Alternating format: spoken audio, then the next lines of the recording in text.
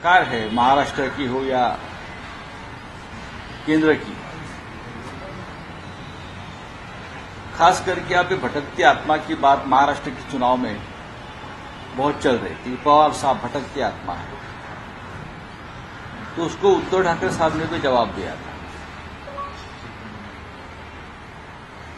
ये अब केंद्र सरकार में जो दो अतृप्त आत्माएं हैं, अतृप्त आत्माएं तो चंद्रबाबू नायडू और नीतीश कुमार जी, पहले आप उस अतृप्त आत्मा के समाधान करो।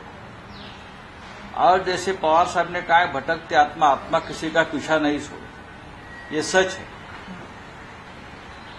जब तक नरेंद्र मोदी को, प्रधानमंत्री जी को उनके पद से हम नीचे नहीं उतारेंगे, तब तक ये आत्माएं जो है हमारी, वो शांत नहीं है।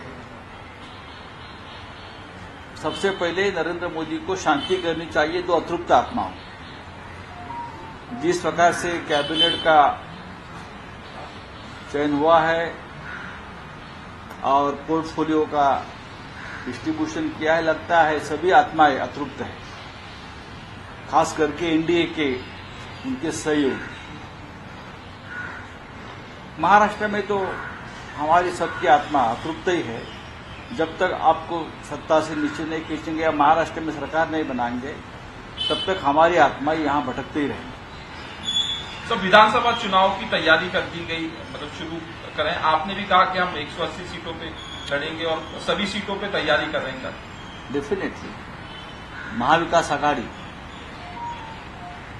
शिवसेना, कांग्रेस, राष्ट्रवादी कांग्रेस, तीनों मिलकर हम चुनाव लड़ेंगे। महाविकास आघाड़ी मजबूत रहेगी और मजबूती क्या होती है हमारे महाविकास आघाड़ी की, ये हमने लोकसभा चुनाव में दिखाया है।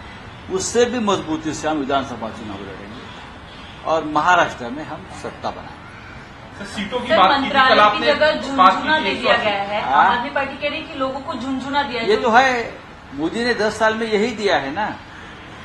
नरेंद्र मोदी जी या उनकी जो सरकार थी, अब तो एनडीए की सरकार है, तो हम अब सवाल पूछेंगे, मोदी जी को नहीं पूछेंगे सवाल, हम सवाल पूछेंगे चंद्रबाबू नायडू जी और नीतीश कुमार जी को, क्योंकि ये सरकार बनाने में उनका सहयोग है। उनके मदद के बिना नरेंद्र मोदी प्रधानमंत्री नहीं बनते। ये उधार की सत्ता है, नरेंद्र मोदी की सत्ता है, ये उधार की सत्ता है। जब तक नीतीश कुमार और चंद्रबाबू की मेहरबानी रहेगी, तब तक ये सत्ता पे बैठेगी। ये खुद की सत्ता नहीं बनाएगी। CEN न्यूज, देश प्रदेश की ताजा तरीन खबरों के लिए CEN न्यूज को सब्सक्राइब करें और रहें पल पल की खबर से हर पल बाखबर।